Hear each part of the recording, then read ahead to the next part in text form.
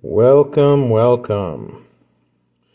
Uh, so I bought 500 basic land cards for $15 from a local here. And then I also found a local to buy 1,000 uncommon and common cards from. And that came with 3 booster packs. So I think I've posted those videos separately for those 3 booster packs as one-off shorts. And then I also bought 100 cards, mythic and rare cards, with some lands and artifacts and multicolor cards from a local as well for $20. So it was all said, it was $135 for a little more than 1,600 cards, I think, in total. And the mythic rare combination that I bought, I really enjoyed. A lot of them are cards I probably never would have seen otherwise, and maybe have made me consider buying packs that or boxes that I might otherwise not have considered. Since I'm coming into this from Final Fantasy, there are some of it that I'm interested in and some of it that I'm just not.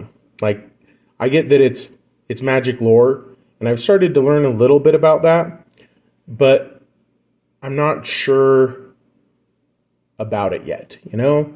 It's something new, and I'm interested in learning more. But I'm considering getting some of the books to learn more. I am interested in some of it, and some of it doesn't sound all that interesting. But, you know, that's fantasy fiction or science fiction. It's pretty much anything.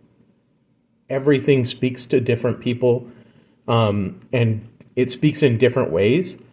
And so I respect the amount of it out there, and the fact that it does seem to have a fan base. But not all fantasy is for me, and I know that. But that's nothing wrong with it. It doesn't mean that it's not good, in my opinion. It just doesn't necessarily make me react emotionally to it. And that's everyone's different, and I think that's fine. I am glad it's out there, and I do think it's interesting, and I am excited to learn some of it and have the opportunity to. Anyways, I'm kind of rambling here, so I'll get into the deck I built. We're using those 1,600 odd cards, and it's made me reconsider some of the sets out there, because some of them I kind of had written off, like Phyrexia. It looked a little too fantasy, science fiction, and I prefer hardcore sci-fi most of the time. If I'm going to get into sci-fi, and I prefer hardcore fantasy. And so the Phyrexia wasn't something that interested me. But after looking through the cards, I'm thinking I might want to learn more about it and maybe buy a booster box or buy some packs and see what's out there. And so this has been really good for me to help expand me into the wider Magic worlds. And so to that end, these are 2 of the rares that I drew. And so I decided to build a deck around Hinata, Dawn Crowned, the legendary Kirin Spirit. And so it has flying, trample. Spells you cast cost 1 less to cast for each target. Spells your opponents cast cost 1 more for each target. And so I thought that was an interesting feature to draw to build the deck around. And so I decided to use that. Also, I think the art's really cool. And I think that's a really great piece of art, just personally. To me, that looks awesome. And so I wanted to build the deck around this card. And so in looking through the rares that I'd acquired, this one stood out to me as something that I would want to include. Olvika Enigma Goliath. It's flying, ward, 3 pay 3 and pay 3 life. So I assume that means you have to pay 3 mana and then pay 3 life to get past the ward on this. And it says, whenever you cast a non-creature spell, create X 1/1 red Phyrexian Goblin creature tokens, where X is the mana value of the spell. They gain haste until the end of turn. And so just this being a 7 cost 6/6, I thought it was a pretty good card, but with that ability, I see it as having a lot of potential to do crazy things and potentially turn a game around, depending on when it comes out and if I can bring it out and keep it out. And so because of Hinata, this deck did include a lot of spells in it, enchantments, instants, and sorceries. But I'll go through the rare cards first that I included, and then some of the other cards that I really liked. And so Risona, Azari Commander, haste. Whenever Risona Azari Commander deals combat damage to a player, if it doesn't have an indestructible counter on it, put an indestructible counter on it. Whenever combat damage is dealt to you, remove an indestructible counter from Risona. And so I really like that idea of the indestructible counter. I think it's a good card to have in general, and I think it will do some interesting things in this deck. And so I also included Maze Mind Tome.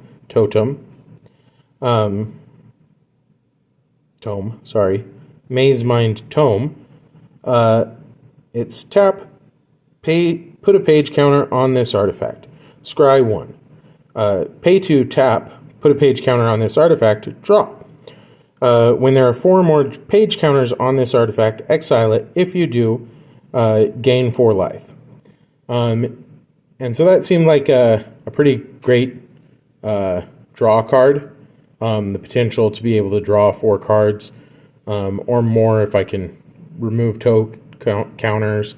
That probably won't be more than 4 in this deck, but I can see this going into some counter decks that could be really utilized pretty highly. So I think of it as being a pretty good card. And I drew a copy land, or I got a copy land, and so I put it in here.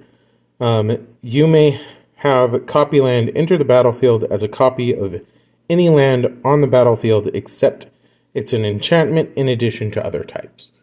And so some of these rares I thought were really interesting.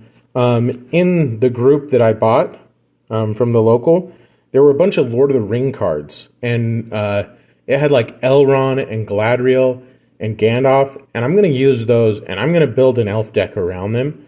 I'm really excited for that. I knew that there were Lord of the Ring cards in this coming into it. I didn't really expect to see too many myself. I assumed that with the fan base of Lord of the Rings and the expected crossover with Magic that would already exist, that most of them would be unobtainable in a lot of ways. Maybe that's just because I heard what happened with the One Ring card, but I am excited for that, so you can look out for that. I'll probably build that deck after this one, sometime after I posted this video. I'm thinking that I'm going to use Lorwyn cards with it as well. And so I'm kind of excited to try and combine these and see what I can do. But I want to expand it beyond just... I want to use everything I have in building that deck to try and make it as awesome as I can. Anyways, so I also included Soaring Lightbringer. It is an enchantment creature.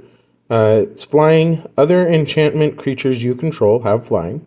Whenever you attack a player, create a 1/1 white glimmer enchantment creature token that's tapped and attacking that player. And so I included that to go with the Phyrexian, or alongside that with some of the counters. And then Red Cap Gutter Dweller. Menace. When this creature enters, create 2/1/1 black rat creature tokens with this token can't be blocked. At the beginning of your upkeep, you may sacrifice another creature. If you do, put a 1/1 counter on this creature and exile the top card of your library. You may play that card this turn. I did include a lot of cards with that in it, where it's exiled the top card of your library. You may play that card this turn. Because I included about 40 lands plus copy land and some other cards that generate mana in general. And so I do hope that it will those kinds of cards will trigger often, allowing me to access more of the deck and cast more spells with the help of my commander and that reduced cost. Since a lot of the spells, the non-creatures, they have target in them, and so they should be reduced cost. And so another creature I included is Drogo Skull. I'm probably saying that wrong. Reaver. It has flying, double strike, and lifelink. When you gain life, draw a card. And then a Hanged Executioner. Flying. When Hanged Executioner enters, create a 1/1 white spirit creature token with flying. Pay 3 and 1 white mana or planes. Exile Hanged Executioner. Exile target creature. And I realized that when I was looking up using Hinata Dawncrown, I believe that ability, even though it targets a creature, would not be a reduced cost. And so I did take that kind of thing into consideration, which is why there's a lot of instants, sorceries, and enchantments in this deck. And so next I got from that pack Dragon Master Outcast. At the beginning of your upkeep, if you control 6 or more lands, create a 5/5 red dragon creature token with flying. And then I included and I kind of think that speaks for itself. That's a 1-cost card and can end up producing a 5/5 red dragon creature token with flying, which to me is pretty powerful. So that I see as being a really awesome card. And then I included a Cultivator's Caravan. Tap, add 1 mana of any color. And I expect that even though I could crew this and it's a 5/5 and only costs 3 to bring out, I'll probably end up using it for that mana cost or as a mana generator more often than not, because of the way this deck is designed and how I hope it's going to go off. Solemn Simulacrum. When Solemn Simulacrum enters, you may search your library for a basic land card, put that card onto the battlefield tapped, then shuffle. When Solemn Simulacrum dies, you may draw a card. It is a 4-cost, but I feel like with those card abilities, that's well worth it. The potential to get another land out in a turn, as well as draw a card. It feels like that would be well worth utilizing that card. Idol of Endurance.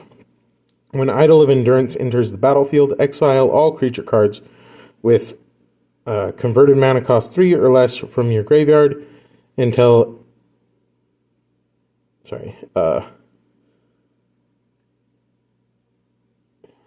Idle Endurance leaves the battlefield.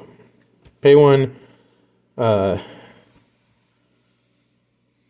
any mana and white, 1 white or plains, tap, end your turn, and you may cast a creature spell from among the cards exiled with Idol of Endurance without paying its mana cost. I included that with several other cards to bring cards back from the graveyard or exile, because I am hoping this deck will go off and draw regularly, and so I feel like I'll need access to my graveyard and potentially exile to help ensure that I can maintain the ability to play cards. To that end, I also put in a Pull from Tomorrow, where it's X and 2 water, draw X cards, then discard a card. and an officious interrogation. This spell costs white and blue, or plains and island, more to cast for each target beyond the first. You may choose any number of target players. Investigate X, where X is the total number of creatures those players control. And so investigate creates draw tokens or clue tokens, which is pay 2, sacrifice this token, and draw a card. And so I feel like that has the potential, depending on what kind of decks I'm going up against with this, to allow me to create a lot of tokens, which will allow me to more freely draw. And then I also included excavation. Return all creatures to their owner's hands.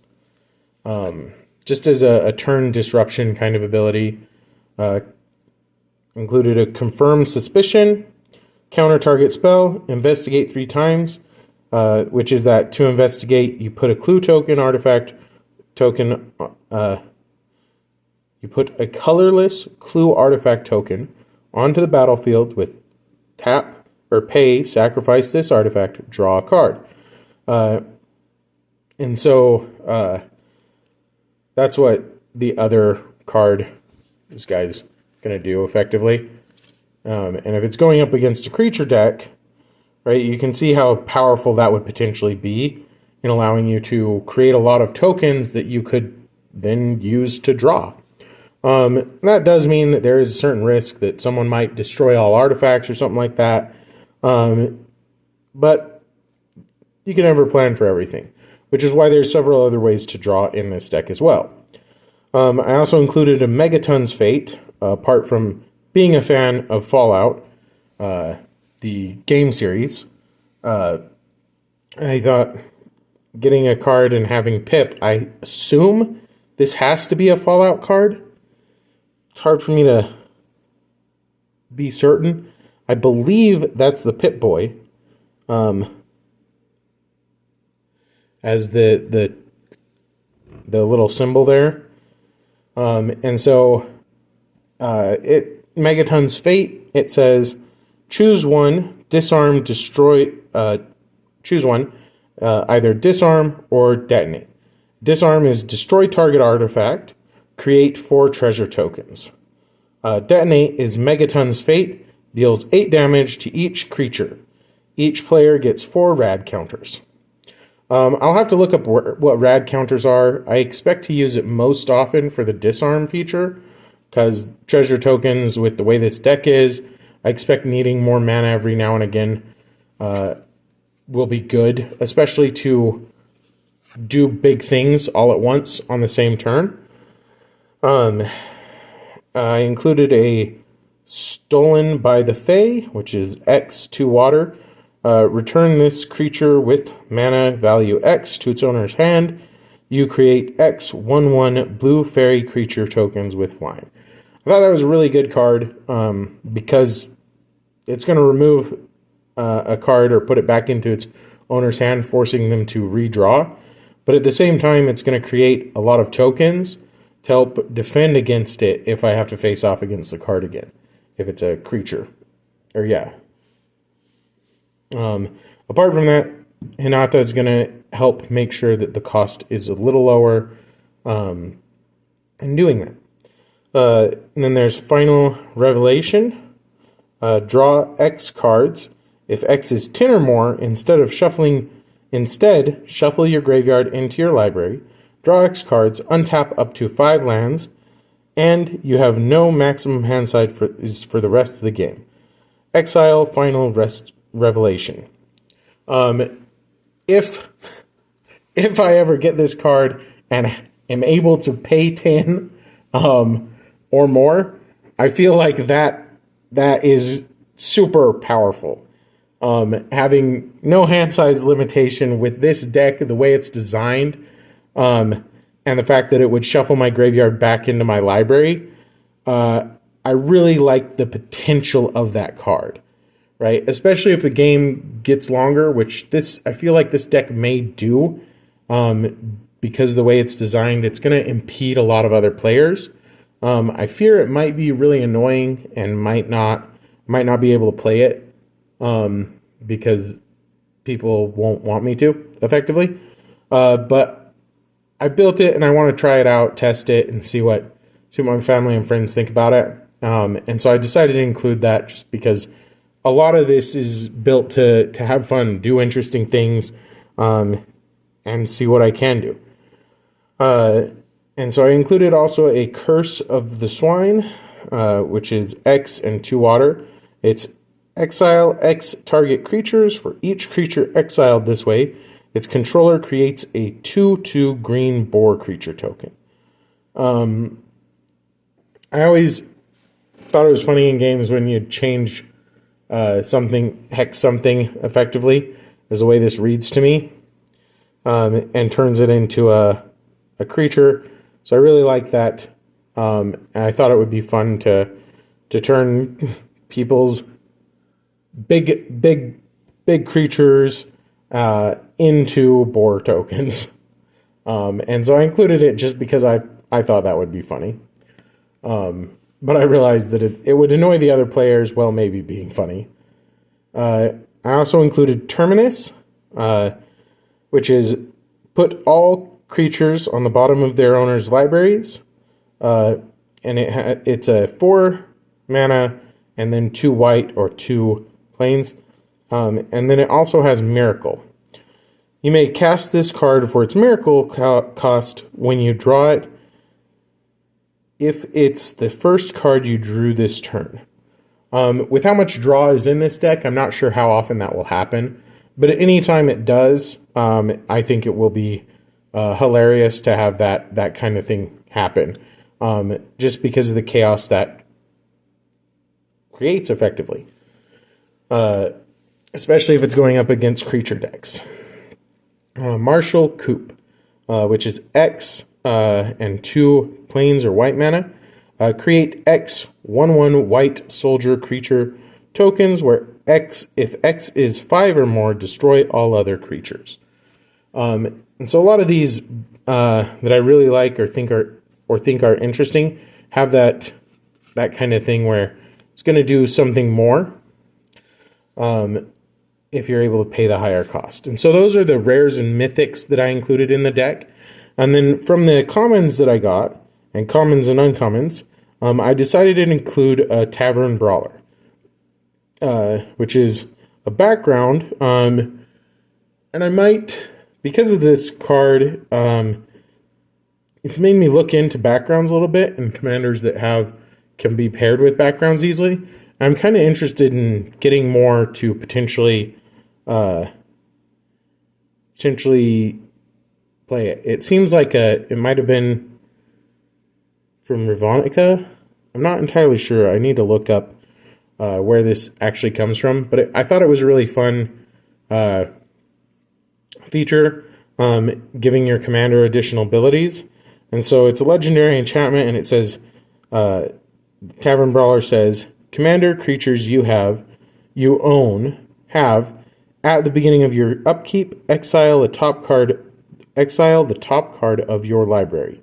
This creature gets X plus 0 until the end of turn, where X is the card's mana value. You may play that card this turn. And so I like the fact that it allowed you to effectively utilize a card in 2 ways. Once for its mana value, and then also spend it, or play it for its mana value. And so I really like those. I was surprised by this card when I came across it.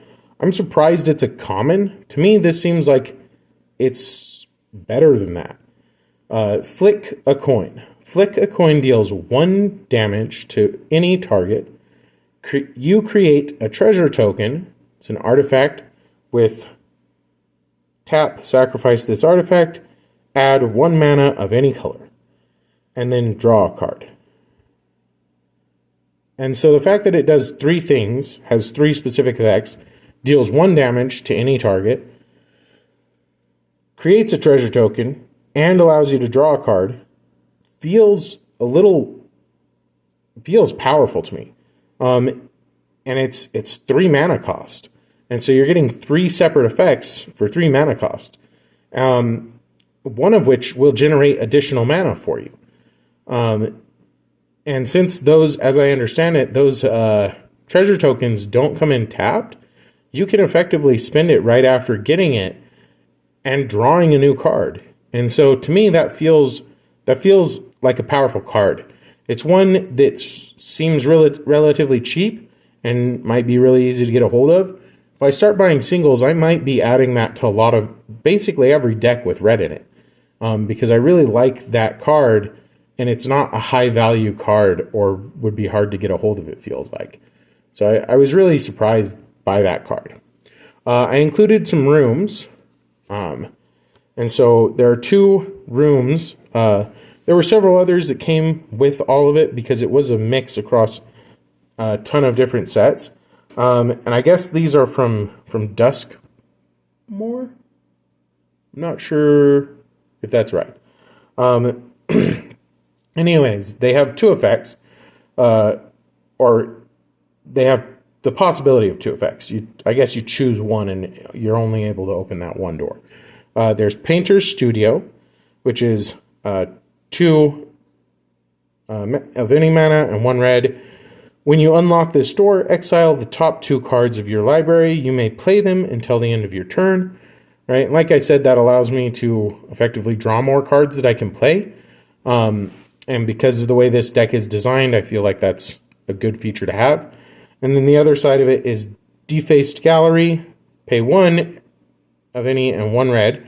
Whenever you attacking creatures you control gain +1/+0 till the end of turn. So both of those feel like good effects to me, and so I was excited to add that to this deck.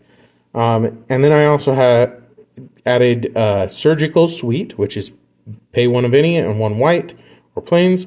When you unlock this door, return target creature card with mana value 3 or less from your graveyard to the battlefield. There are so few creatures in this deck, I feel like. I think there were only like 11 or so, including the commander, that I really wanted something to bring them back into the battlefield. And so I included that as a way to help bring them back and be able to utilize them. And then the other side of it is Hospital Room, pay 3 and 1 white or plains. Whenever you attack, put a 1/1 counter on target attacking creature. And so I feel like the effects of both those rooms are really good on either side of them. I see a lot of use cases for either side of those rooms. And then I also included some of these. These are some of the other commons and uncommons that I included. Song Mad Treachery. You gain control of target creature until the end of turn. Untap that creature. It gains haste until the end of turn. And that's a 3 of any and 2 red. Or on the other side, I can play it as just a land. Song Mad Ruins. Song Mad Ruins enters the battlefield tapped, and then you can tap it for 1 red mana. So I feel like putting it out as a tapped card and then being able to utilize the sorcery, because it looks like, as I understand this card, I can play it as a land, and then later I can choose to use it as a sorcery. And if I use it as a sorcery, it's going to go into my graveyard and be done. But before I do that, I can keep it as a land, and it allows me some flexibility with using it as a land for mana generation, or if I already have enough mana, I can spend it as a sorcery. And then there's Fire Prophecy, which is a 1 cost, 1 fire. Fire Prophecy deals 3 damage to target creature. You may put a card from your hand on the bottom of your library. If you do, draw a card. And so I feel like that would let me trade out, apart from just doing 3 damage to something, at a cost for 1 mana and 1 red, or mountains, which seems like a relatively low cost. I feel like that would allow me to help get rid of a high value card that I don't feel like I'm going to utilize, to replace it with something else, right? And then I also included Arcane Epiphany. This spell costs 1 less to cast if you control a wizard. And so there were a couple wizards in there, and so I decided to include this. But it's really that draw 3 cards, where there's no drawback, no discard, no nothing else that I need to do. I just get 3 cards.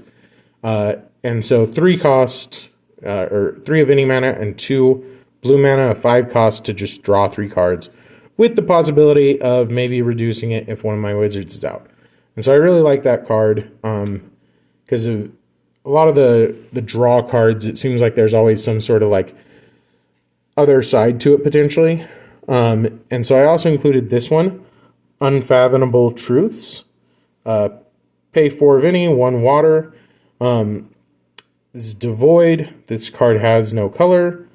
Draw 3 cards and create a 0/1 colorless Eldrazi spawn creature token with sacrifice this creature, add 1 colorless mana.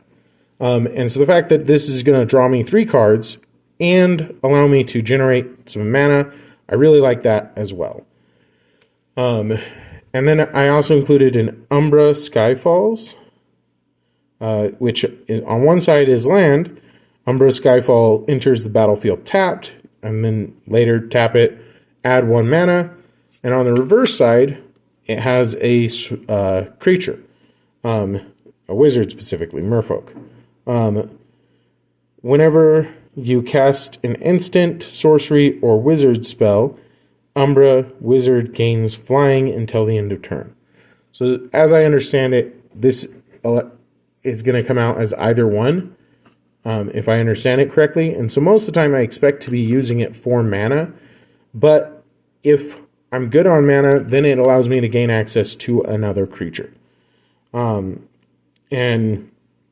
with it gaining flying, it kind of fits a lot of the other creature cards in this deck, because a lot of them do have flying. I also included Emerge from the Cocoon. Return target creature card from your graveyard to the battlefield. You gain 3 life. That is a 5 cost, but I feel like it's reasonably powerful for that cost, since it's going to return a creature, and this deck doesn't have very many creatures, as I've said, and also give me 3 life. So I like the potential of that. And last card that I wanted to highlight is Take for a Ride. Take for a Ride has flash as long as you've committed a crime this turn. Targeting opponent, and so targeting any of your opponent's stuff is a crime in this. And its ability is gain control of target creature until the end of turn. Untap the creature, it gains haste until the end of turn. And so,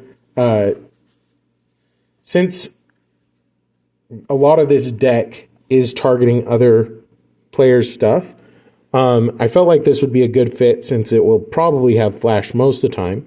And if my commander's out, it's going to have reduced cost, is my understanding, because of that gain control, because it targets a creature.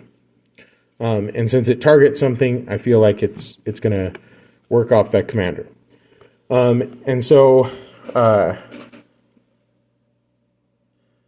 had a lot of fun looking through these cards. I really enjoyed discovering some of the cards and sets that I'm not familiar with, and the potential there. And so I really enjoyed it. Doing this, buying cards from locals, I'm not sure how much of that I'm really going to do. I enjoy opening the sealed product, and so I probably will lean towards that most of the time. But I did enjoy building a deck from this, and the mix of cards I got from it. Like I said, I got some elves from Lord of the Rings. And so with those cards, I'm excited to build a deck around them. And so I'm planning on doing that probably sometime after finishing the most recent box. And so I'll, I probably will. And so you can look out for that video. I am excited to build a lot of decks. I really enjoy opening packs and designing decks around just the packs I open. But as I've gotten more and more cards, I am thinking that I'm going to build some more diverse decks, just to help round things out and help ensure that I have a lot of choices for the people I play with, so that they don't feel trapped into playing the same deck if they don't want to, which they can always choose to play the same deck if that is what they want to do. But I want to have choices for them because I don't expect them to spend their money on it, but I would like to play this with my friends and family, and I hope some of them will participate with me. But I've really enjoyed building the decks. I've really enjoyed learning about the game, and I feel like I'm going to have to learn a lot more about the lore. Because for what little I have learned, I've really started to become interested in it. And so, if you've made it to the end, thank you for joining me. Thank you for watching. I'd love it if you comment, give me any sort of feedback. If you've enjoyed it, please like, subscribe, all that stuff. But really, this is just fun for me. So don't feel obligated to do it. But thanks for joining me, and I hope you have a lovely day.